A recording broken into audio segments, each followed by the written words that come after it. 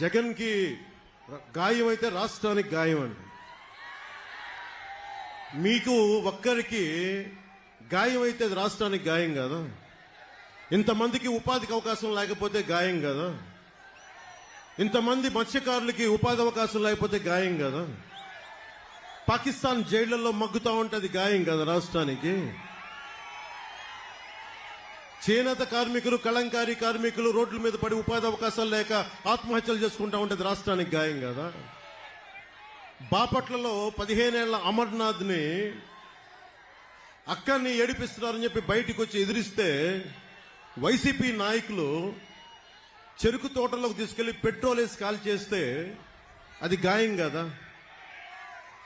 మీరు ఆలోచించండి. మీరు అందరూ ఇక్కడ ఉన్న ఆడబిడ్డలు, పెద్దలు అందరూ, రాష్ట్ర ప్రజానీకం అందరూ ఆలోచించండి. ఒక చిన్నపాటి వంట చేస్తున్నప్పుడే చిన్న నూనె చుక్క పడితేనే ఎంత బాధ వస్తామని తెలుసు.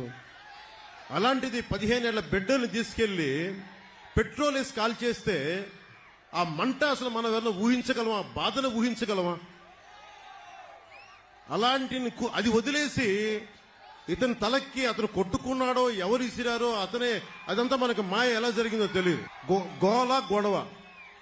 మాకు ఇతనికి పనే? మాకు ఇతని మీద మాకు కూర్చోబెట్టి దాడులు చేయడానికి మాకేం పని లేదా? మాకు వేరే పనులు లేవా మాకు?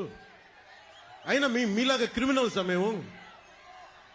అందరి మీద దాడి చేసే నీకు అసలు నీ మీద ఎవరికైనా దాడి చేయడానికి ధైర్యం ఉంటుందా? నువ్వు బతకనిస్తావా? నువ్వు